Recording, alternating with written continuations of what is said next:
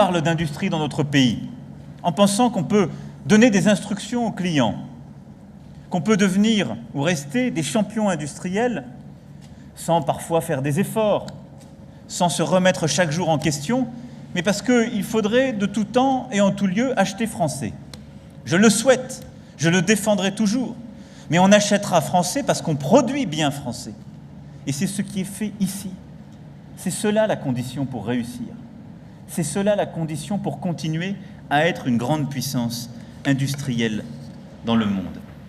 Le Made in France, oui, quand ça fonctionne. Emmanuel Macron, qui juste après son élection était allé rendre visite aux ouvriers des chantiers navals STX, et chose promise, chose due, pour qu'il reste encore un peu sous pavillon français. Le gouvernement annonce une privatisation temporaire à rebrousse-poil de la réputation de libéral du président de la République, au point de voir ce matin le journal L'Opinion se pincer pour y croire. Soyez les bienvenus dans la médiasphère pour comprendre les dessous de ce coup de menton plutôt inattendu avec nos invités. Séverin Naudet, bonjour, vous êtes directeur général France de WeWork. Anne-Claire Ruel, professeure de communication à l'université Paris 13. Zoé Cadio, vous êtes journaliste à Paris pour le groupe Midi Libre. Et Antoine Bueno, maître de conférence à Sciences Po. Un président de la République qui entame son mandat par une nationalisation et un ministre de l'économie à contre-emploi. C'est vrai qu'il y a de quoi surprendre, même si, écoutez bien, Bruno Le Maire reste très très prudent avec les mots.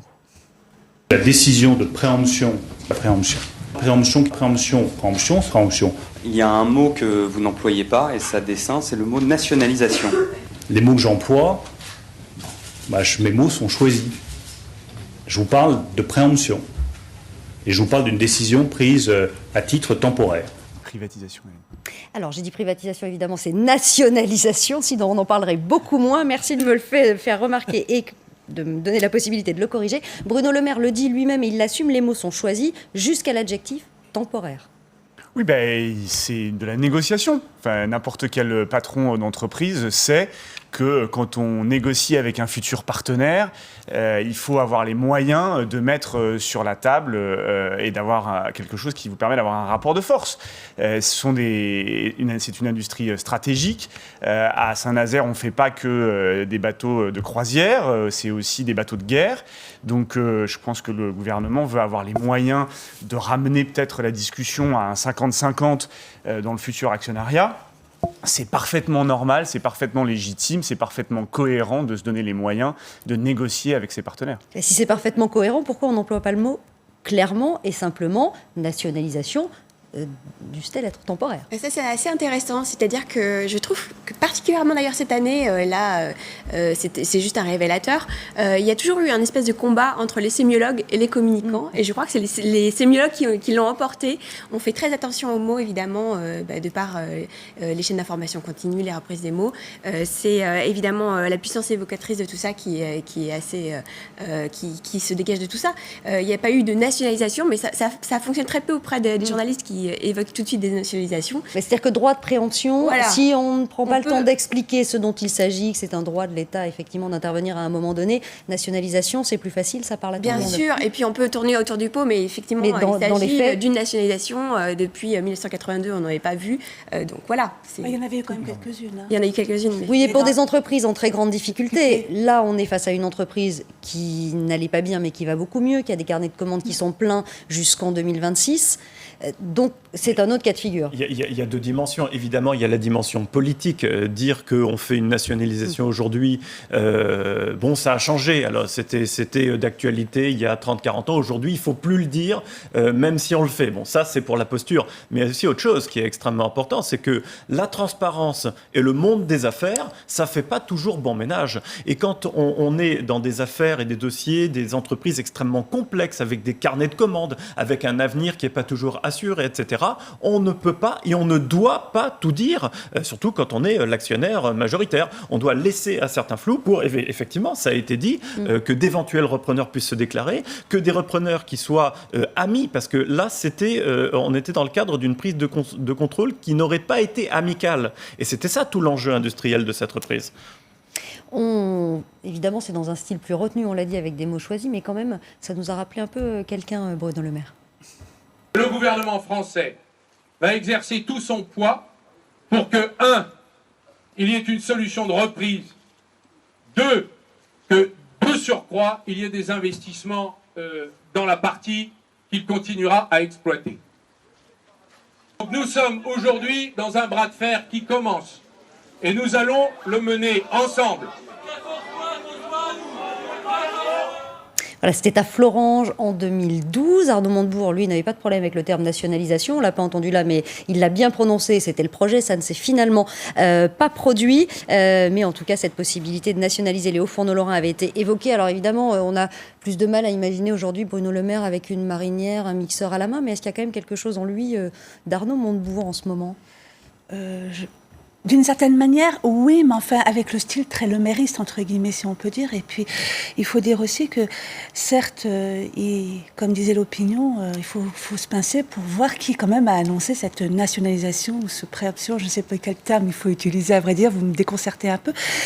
Mais c'est aussi une manière aussi de sauver les emplois français. Mais ce qui change aussi par rapport à 2011 et à l'affaire de Florange, c'est que là, quand même, on a le Premier ministre et le Président de la République qui s'est carrément engagé sur ce dossier, alors qu'à l'époque, dans l'affaire Florange, souvenez-vous des prises de position de Jean-Marc Ayrault qui avait dit « stop, on arrête la partie ». Pourquoi ? Parce que c'était un gouvernement de gauche et que l'image de nationalisation faisait très désordre et rappelait à 1981. Donc, il ne voulait vraiment pas s'associer à ça. Et puis, je pense qu'aujourd'hui, le fait de porter cette nationalisation, il y a aussi un impact stratégique, comme l'a souligné Séverin, c'est qu'il faut savoir que c'est à Saint-Nazaire aujourd'hui où il n'y a plus que le seul endroit en France où on peut faire des chantiers de la Marine nationale XXL. Pas les sous-marins, mais les grands bâtiments militaires. Donc, d'où leur possibilité aussi de pouvoir s'appuyer sur cette idée de stratégie pour pouvoir faire cette récupération. Donc, je trouve que c'est plutôt bien joué de la part de ce gouvernement. N'empêche qu'Arnaud Montebourg a d'ailleurs réagi. Tout à fait, il a même salué. Il a salué dans un tweet. Bon, il y a des proximités assez étonnantes quand même. Mais en fait, c'est pas si incohérent que ça, et c'est même très cohérent quand on observe un petit peu la manière de faire d'Emmanuel Macron. Parce que Emmanuel Macron, vous disiez qu'il était libéral, mais il est avant tout pragmatique. Je ne dis pas qu'il est libéral, je dis qu'il a cette image de président libéral, voire ultra-libéral, peut-être le plus libéral des présidents qui sont succédés ces dernières années. Il est avant tout extrêmement pragmatique, et donc il montre qu'il est évidemment favorable au libéralisme, mais capable de s'engager dans une nationalisation, de la même manière qu'il a porté, il ne faut pas l'oublier, la flexi-sécurité, qui est l'axe central de son programme. Il est en train de flexibiliser le droit du travail, mais la seconde vague de ces réformes, en tout cas c'est ce qui était annoncé, c'est véritablement de la sécurisation. Donc on est vraiment dans cet exercice pragmatique, et puis il adore aussi personnellement être là où on ne l'attend pas. Alors là, je crois qu'il est vraiment dans son rôle. Typiquement, il est à contre-emploi. Enfin, il est là, il est dans son contre-emploi, mais là aussi on peut être aussi surpris si on se positionne de l'échiquier côté européen, parce que je pense que nos partenaires italiens, ils sont un peu en colère, surtout après ces prises de position, mais je pense qu'on en parlera après sur le dossier des migrants et des réfugiés, mais là, ça fait deux coups de canif quand même contre l'Europe d'une certaine manière. Chacun joue son jeu. Enfin, en réalité, c'est le pragmatisme, Antoine a raison. Là, c'est un sujet économique, donc il faut faire attention. Je sais que c'est l'été, donc il faut remplir les colonnes des journaux, il faut avoir des sujets de discussion, nationalisation, c'est très théâtral. Voilà, mais la réalité, c'est que simplement, Emmanuel Macron se vit en capitaine France. C'est très théâtral, c'est aussi un petit peu mise en scène parce que on annonce des rendez-vous et des coups de téléphone avec le gouvernement italien, on convoque une conférence de presse dans laquelle on ne prononce pas le mot, mais on parle quand même de droit de préemption. Voilà, la mise en scène est aussi de l'autre côté. C'est le principe du jeu des négociations entre des partenaires économiques et encore une fois du rapport de force pour savoir qui va gagner à la fin et va avoir la meilleure position et va permettre d'assurer le futur de ce chantier et de ces enjeux stratégiques pour la France. Donc je pense qu'effectivement il y a deux aspects, il y a l'aspect politique, il y a l'aspect communication d'un côté qui occupe les médias et les politiques, voilà, et puis il y a l'aspect de la réalité économique où il y a un véritable enjeu et où la France doit gagner. Alors, en ce qui concerne les rapports de force politique, je crois qu'il y a une forme d'unanimité, effectivement. Alors justement, on va y revenir dans un instant, parce qu'on va écouter les réactions de la classe politique à cette annonce hier faite par Bruno Le Maire. Enfin, une bonne décision, puisque c'est ce que j'avais proposé pendant l'élection présidentielle. Ça répond à ce qu'avait dit Emmanuel Macron, qui est à la fois d'avoir un État qui laisse la liberté d'entreprendre et qui en même temps sur les enjeux stratégiques puisse intervenir. Et ça répond à cet objectif de garder un des fleurons de l'industrie française. Très bien pour STX, mais ça ne doit pas anticiper des décisions qui seraient des décisions demain de vente des bijoux de famille. Le gouvernement a eu raison de prendre cette décision qui protège ce secteur essentiel pour l'avenir du pays. Il faut que la France défende ses intérêts stratégiques. Les Italiens n'hésitent pas à le faire. Mais est-ce que cet arbre de la nationalisation ne va pas cacher une forêt de privatisation ? Et pour être totalement complet sur l'échiquier politique, encore plus fort. Si on avait laissé l'Italien le racheter, on était sûr que le chantier serait dépouillé, compte tenu de l'organisation de cet acquéreur italien.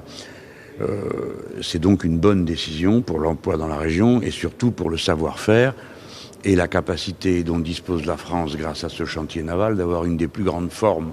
Vous savez, c'est l'endroit où on construit sur cette façade. Donc, l'État a fait son devoir et la preuve est faite une fois de plus en France que c'est l'État qui est stratège, organisateur et qui protège l'outil de production et que les grands patrons et le capitalisme est incapable de le faire. Et ça, c'est vraiment très affligeant.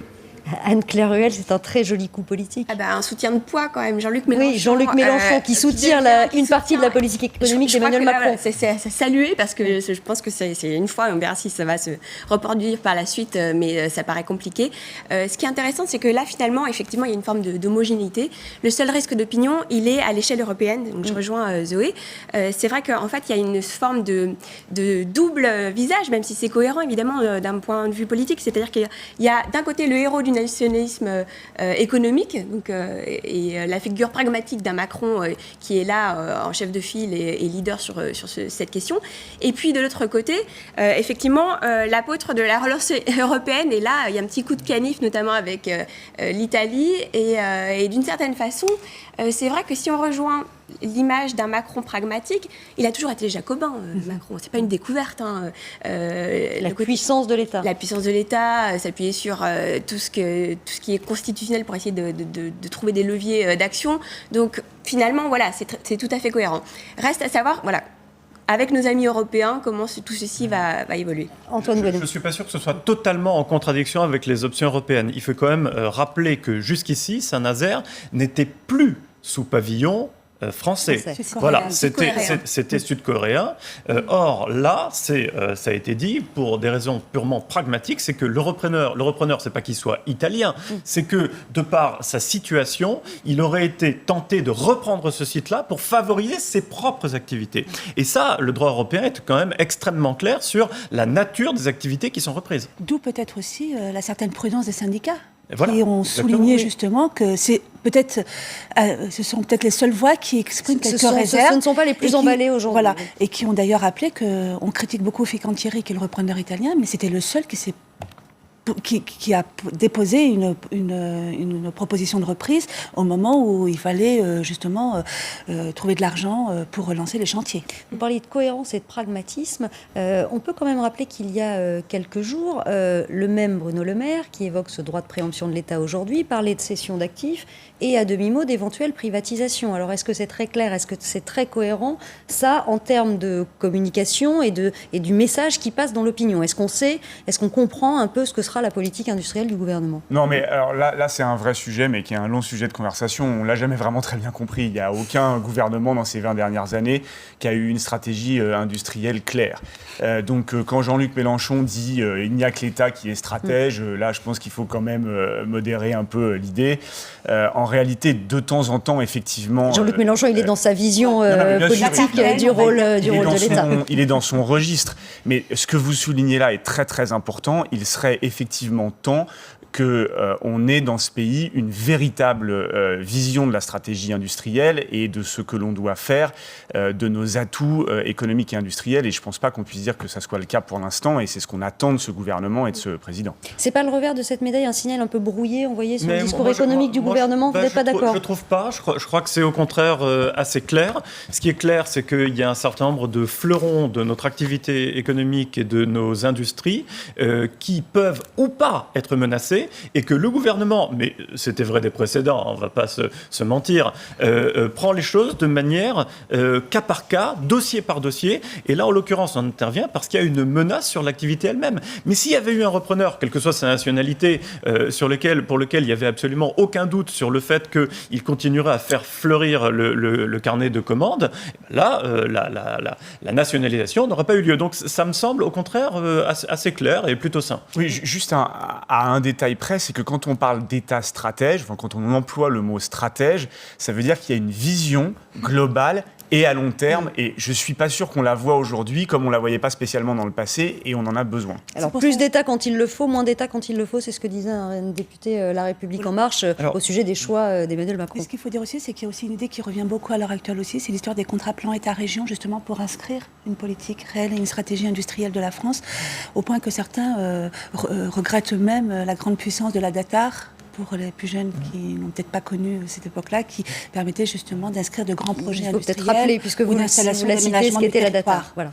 Mais la stratégie d'Emmanuel Macron, elle se dessine quand même, parce qu'il y a deux volets. Il y a ce volet-là qui est extrêmement traditionnel sur les fleurons de l'industrie, on en a parlé, mais il y a aussi autre chose, c'est qu'il met quand même les moyens de développer les nouvelles technologies, les start-up, et ça, c'est vraiment bien mis en avant, à la fois dans la politique qui est menée et dans la communication qui en est faite. Donc là, il y a quand même une stratégie qui se dessine, essayer de préempter, d'avancer dans les domaines qui sont véritablement l'innovation d'avenir. J'aimerais qu'on dise un mot d'un sujet qu'on a esquissé, on a parlé de nos partenaires européens, vous évoquiez le droit européen qui n'est pas forcément en contradiction avec ce qui se passe aujourd'hui pour STX. Il y a un partenaire, c'est l'Italie. Emmanuel Macron veut garder temporairement STX sous pavillon français, quitte à se fâcher quand même un peu avec les Italiens. Notre position est toujours la même, pour cette affaire et pour notre fierté nationale. Fincantieri est un acteur international important avec un projet sérieux pour STX. Il collaborera avec le gouvernement français, mais il n'acceptera pas un ultimatum pour changer les accords entre les gouvernements italiens et français. On sent que la pilule est quand même un peu amère à avaler pour les Italiens. Il faut faire attention à ne pas humilier non plus ses partenaires. C'est compliqué pour l'Italie parce que si on s'intéresse aux investissements respectifs entre 2006 et 2016, il y avait 52 milliards d'euros investis par la France en Italie et versus 7 milliards de l'Italie vers la France. On voit très bien qu'effectivement, il y a eu une forme de grignotage, on va dire, des entreprises qui ont récupéré des entreprises évidemment italiennes. Donc, et d'ailleurs, il y a une figure qui se dessine peu à peu. Je ne sais pas si vous avez regardé la presse internationale, mais en Italie, on ne parle plus de Jupiter, on parle de Janus, justement, pour dire que Macron a un double visage. À deux visages. Voilà, justement, cette forme de chantre européen favorable à la collaboration et évidemment à l'entraide entre les pays et les intérêts mutuels. Et puis, d'une certaine façon, cette souveraineté étatique qui... Et le choix parfois de faire cavalier seul, quand nécessité, selon lui, fait loi. Et puis cette volte-face est d'autant peu apprécié qu'il faut quand même rappeler qu'il y a Engie qui a fait des prises de participation assez importantes dans le secteur énergétique italien. Oui. Et là, personne n'a été contesté cette prise de participation. Donc, c'est un peu deux poids, deux mesures qui ne comprennent pas du tout. Oui, sauf que Emmanuel Macron, il a été élu par les Français, pas par les Italiens. Et que ce qu'on lui demande, c'est de sauver l'économie française. Donc, une fois qu'on a passé le stade de l'euphorie européenne en disant il nous a sauvés du populisme, ce qui n'est pas forcément faux et qui est plutôt bien, quand même, il doit faire le job, et son job, c'est de redresser l'économie française et de protéger les intérêts français. Donc, je ne pense pas que les Italiens soient surpris, et je pense que les Italiens feraient exactement la même chose s'ils étaient dans la situation inverse. Sauf que ce n'est pas Emmanuel Macron, c'est Bruno Le Maire qui va aller à Rome. Mardi, on n'est pas sûr qu'il soit accueilli sous des brassées de fleurs. Certes, mais les relations entre deux pays modernes sont toujours extrêmement complexes. Là, il y a deux dossiers qui fâchent et un qui fâche beaucoup moins avec l'Italie. Les deux dossiers qui fâchent, évidemment, on en reparlera, c'est les migrants et STX. Mais aujourd'hui, on a eu un problème majeur avec les incendies. Et sur ce dossier-là, on était avec les Italiens, pas uniquement avec les Italiens. On doit faire des commandes groupées de Canadair, d'autres matériels, etc. Et là, on est en véritable collaboration. Donc, il y a du pour aussi. D'ailleurs, on voit bien que l'Italie a été le seul pays d'ailleurs qui a prêté un Canadair pour répondre justement aux incendies. Voilà. en respect des engagements européens. On le disait, vous l'évoquiez, il n'y a pas que sur ce dossier STX que parfois Emmanuel Macron choisit de faire cavalier seul. Le président de la République était hier dans un centre d'hébergement pour réfugiés à Orléans et il a d'abord participé à une cérémonie de naturalisation.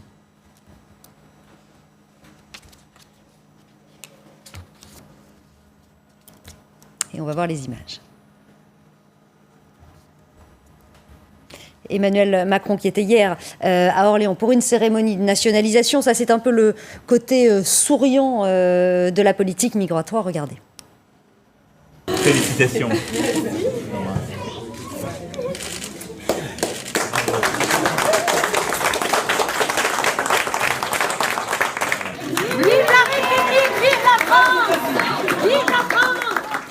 Voilà, l'exercice, il n'est pas le seul à s'y être prêté. Ça, c'est forcément gagnant en termes de com'.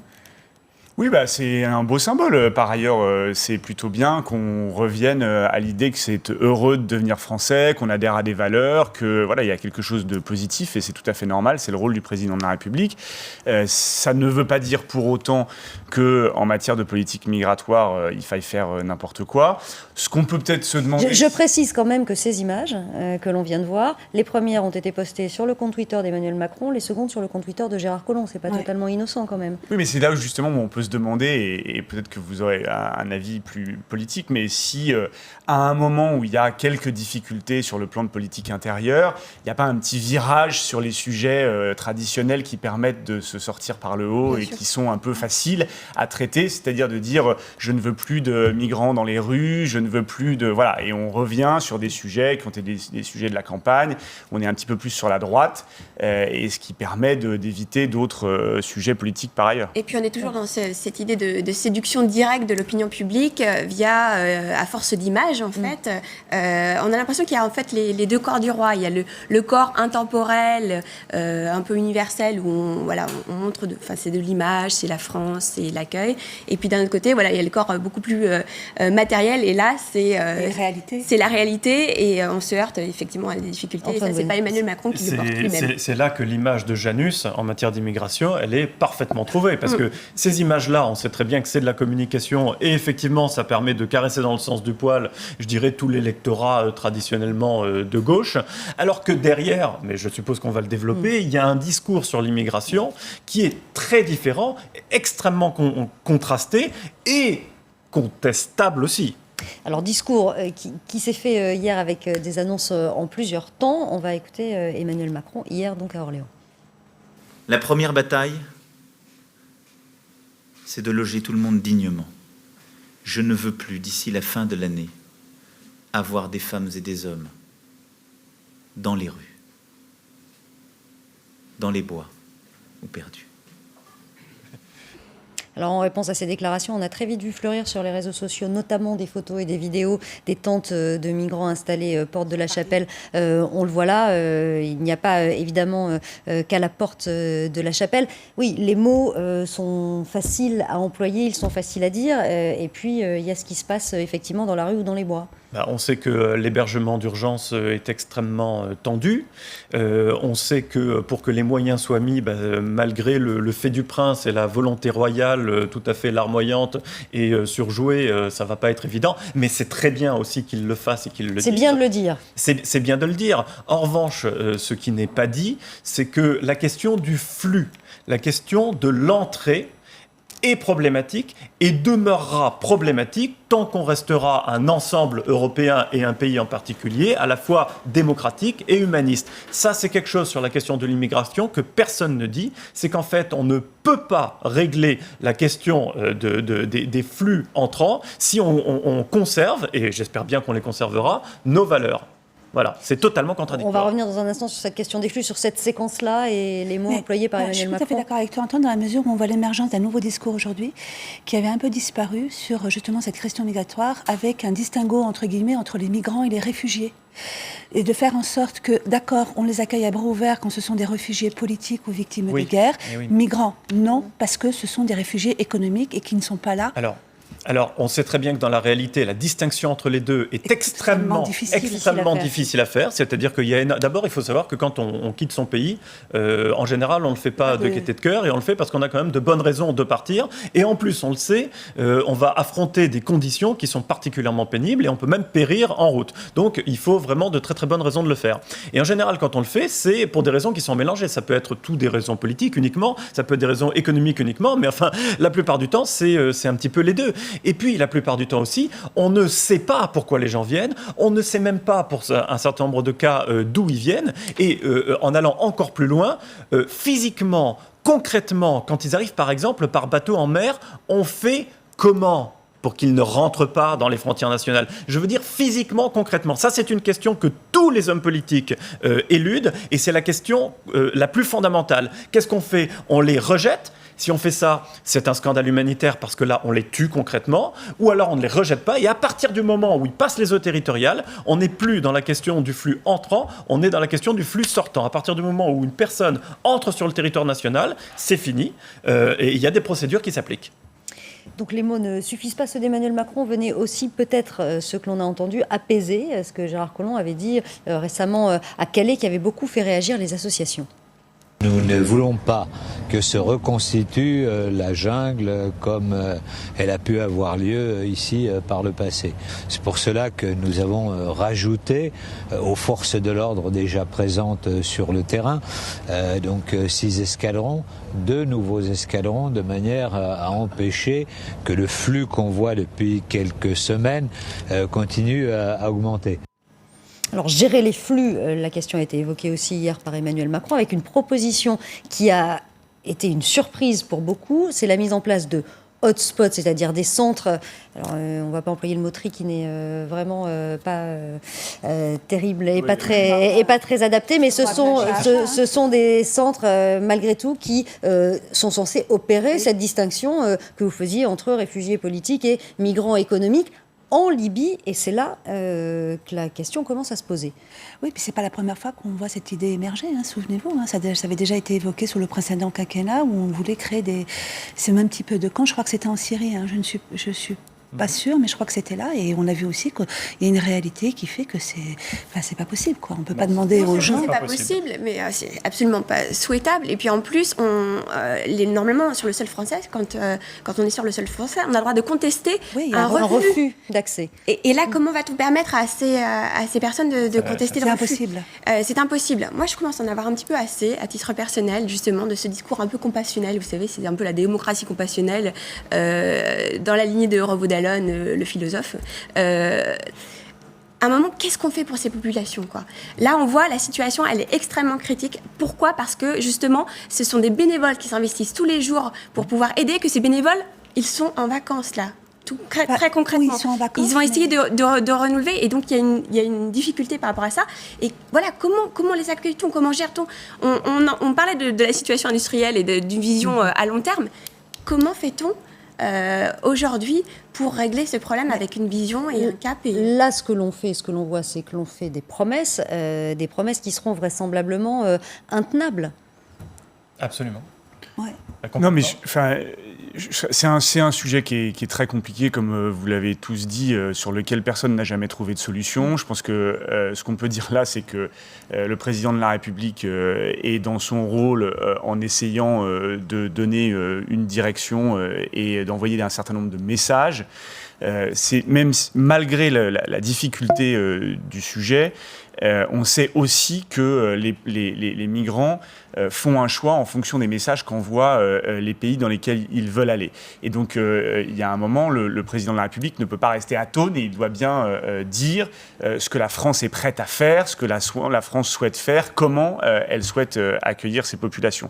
Maintenant, je pense que bien malin celui qui a la réponse et peut trouver des solutions qu'aucun pays européen n'a trouvées en réalité, et sur lesquelles on tourne en rond depuis maintenant des années. Sauf que là, Emmanuel Macron ne se préoccupe pas franchement de savoir ce que pensent ses partenaires européens, puisque l'idée, c'est que la France, seule, en Libye, ouvre mais comme l'a fait Angela Merkel un petit peu avant, comme les Italiens l'ont fait aussi. Mais ils sont sur leur propre territoire. Là, on intervient dans un pays étranger, certes en plein chaos, mais dans un pays souverain.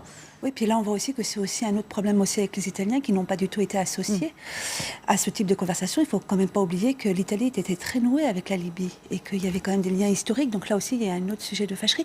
Mais j'aimerais rebondir un petit peu sur ce que disait Anne-Claire sur l'histoire des migrants. C'est que ça pose aussi deux questions. La première, c'est est-ce qu'il y a des bons et des mauvais migrants, d'une certaine manière. Donc il y a un tri. Et on revient à toute la question qui a eu lieu lors du précédent quinquennat en disant les migrants économiques, est-ce que ce qu'on veut, que ce qu'on veut pas. Et puis on voit aussi que c'est pas une question qui est nouvelle, souvenez-vous, puisque on parle, vous parlez des boat people, pour moi c'est une référence aux boat people, à la guerre du Vietnam et la chute de Saigon. Souvenez-vous, les Américains acceptaient les Vietnamiens, pourquoi ? Parce qu'ils représentaient d'une certaine manière cette défense contre les communistes, mais en même temps ils voulaient pas des Haïtiens qui arrivaient aussi par boat people et qui refoulaient, et qui étaient noirs, parce qu'il y avait aussi un problème avec leur propre politique migratoire. C'est pour ça que tout à l'heure, on disait qu'on ne connaissait pas la solution. Alors, je vais peut-être faire hurler, mais je suis désolé, on la connaît, la solution. La solution de long terme, c'est le développement. La solution de long terme, c'est que des gens qui partent de leur pays n'aient plus de raison de partir de leur pays, à la fois pour des raisons économiques et pour des raisons politiques. Or, cette question du développement, telle que l'économie monde est structurée aujourd'hui, elle ne nous arrange pas du tout. Quand je dis nous, c'est les pays développés, les pays occidentaux, qui ont remplacé le colonialisme par la continuation d'une mise en coupe réglée du monde, de son économie, de ses matières premières, de ses ressources premières. Donc là, on essaye d'avoir le beurre et l'argent du beurre. C'est-à-dire de continuer d'avoir de la croissance sur le dos d'un certain nombre de pays qui nous fournissent prioritairement les matières premières et en même temps pas avoir l'immigration. Eh bien, c'est pas possible. Dans ces conditions-là, soit on change le logiciel monde et de toute façon, ça prendra du temps. Et de toute façon, en attendant, il faut aussi développer une politique de l'accueil. Il n'y a qu'une politique de l'accueil qui peut être développée. Mais est-ce qu'on a les moyens aujourd'hui d'avoir cette politique de l'accueil ? On n'a pas le choix. On n'a pas le choix et puis voilà, c'est une question juste... On n'a pas le choix. C'est ce que disait Séverin, la politique de l'accueil, c'est celle de la répartition. C'est celle de l'entente avec nos partenaires, des signaux qui sont donnés pour savoir comment tous ces gens-là peuvent apporter quelque chose, parce qu'ils sont aussi une richesse, évidemment. Mais là, il y a un point qui est aussi important, c'est qu'on se rend compte qu'en réalité, c'est qu'on n'a pas les moyens de régler ces problèmes migratoires, mais on n'a plus non plus les moyens d'aider les conflits d'un certain nombre de régions à se régler. On n'a pas non plus les moyens d'aider un certain nombre de pays à se développer. Et en réalité, on se rend compte de quoi ? On se rend compte que les soi-disant superpuissances européennes n'en sont plus et sont confrontées à la réalité du monde et se replient sur elles-mêmes. Alors, sur les moyens d'aider le reste du monde à se développer, c'est à la fois vrai et je nuance quand même un petit peu moins vrai, parce qu'aujourd'hui, on a une mondialisation qui s'est bâtie uniquement sur des préceptes libéraux. C'est-à-dire qu'on n'a jamais ouvert les frontières en contrepartie d'engagements sociaux et environnementaux qui aujourd'hui sont absolument vitaux de la part de l'ensemble des partenaires.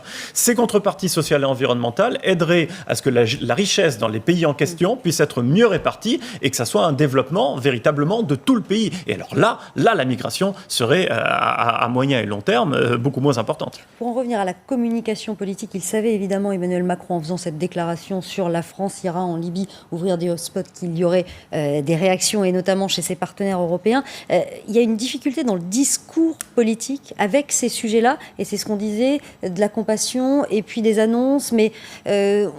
il y a une difficulté à doser. Encore une fois, de visage, et puis le contrepoids des propos de Gérard Collomb, qui sont juste insupportables. Jungle de Calais, voilà. Avec toute l'évocation, justement, on parlait de la puissance évocatrice des mots. Jungle, en fait, ça veut dire forêt dans le langage classique. Et jungle, pour nous, voilà, c'est l'anarchie la plus totale. Non, je rejoins totalement ce qui a été dit. C'est qu'à un moment, on est une terre d'accueil, quoi. Donc, gérons les problèmes sur le territoire français. Notre tradition, notre histoire, quoi. Ça rejoint d'ailleurs le débat qui a été lancé par Anne Hidalgo. Je rappelle qu'elle n'était pas tout à fait dans son rôle parce qu'elle n'est pas parlementaire, elle proposait une proposition de loi. Alors portée par qui, quoi, comment, mais on rappelle que sa proposition c'était de créer ce qu'on n'a jamais mis en place et qui existe par exemple dans des pays tels que le Canada, c'est-à-dire une véritable politique de l'accueil. Et la politique de l'accueil, c'est très très vaste, hein. Ça commence par la langue, ça commence par des acquis culturels, etc., voire professionnels, et ça nous aiderait d'ailleurs. Ça nous aiderait justement à pouvoir répartir tous ces flux-là. Enfin, on est une terre d'accueil, c'est vrai, on a tous envie de rester philosophiquement une terre d'accueil, sauf que la réalité politique, c'est aussi qu'il y a eu entre 8 et 10 millions de gens qui ont voté pour l'extrême droite, et que le président de la République, il est bien obligé de faire avec ce genre d'équilibre politique. Bien sûr. Donc on est une terre d'accueil. Et ça se retrouve dans le discours. Bah évidemment. Et on ne peut pas gérer ces sujets-là en ignorant le fait, quand on a été élu dans les conditions dans lesquelles il a été élu, quand le Parlement a été élu avec le taux d'abstention qu'on sait, qu'il y a 8 à 10 millions de gens qui ont voté pour l'extrême droite. Et peut-être aux journalistes, mais à tout le monde de faire la pédagogie sur qu'est-ce que ça veut dire, combien de personnes on accueille justement concrètement. C'est assez peu finalement par rapport à... Pour l'instant, moins que les engagements qui avaient été pris. Merci beaucoup à tous les quatre. Vous restez évidemment avec nous sur LCI.